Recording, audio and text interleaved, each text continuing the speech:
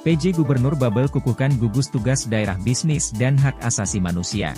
PJ Gubernur Provinsi Kepulauan Bangka Belitung, Safrizal Zakaria Ali kukuhkan gugus tugas daerah bisnis dan hak asasi manusia, GTD BAM, tahun 2024, di Ruang Pasir Padi Kantor Gubernur, Rabu, 20 Maret 2024. Kepala Kantor Wilayah, Kakanwil, Kementerian Hukum dan HAM Kepulauan Bangka Belitung, Harun Sulianto dalam laporannya mengatakan, bisnis dan HAM didasari pada prinsip panduan oleh PBB pada tahun 2011 yakni United Nations Guiding Principles on Business and Human Rights, UNGPS on BHR.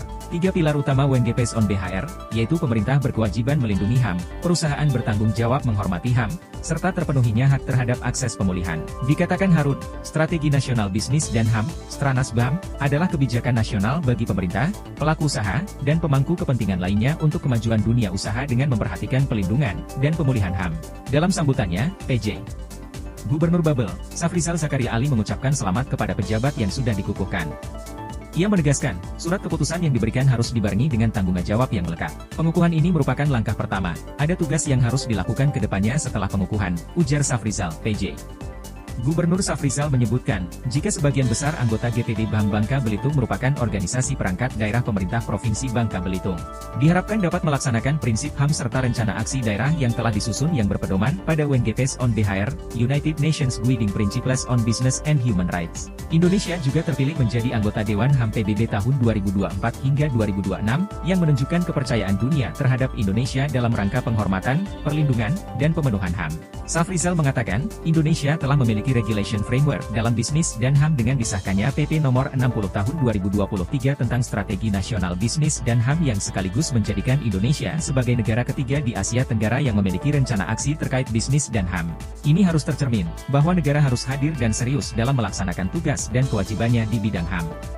Berbagai upaya dan program yang telah dilaksanakan bahkan sudah diakui dan diapresiasi oleh warga dunia di berbagai forum internasional, tutur Safrizal. Perlu kolaborasi dan sinergi untuk melakukan hal ini, tugas kita agar semua bisnis dari berbagai sektor seperti kesehatan, pertambangan, energi, industri, teknologi, harus aware terhadap HAM, mewujudkan kolaborasi yang kokoh untuk mewujudkan masyarakat yang inklusif, adil dan berperi kemanusiaan, harapnya.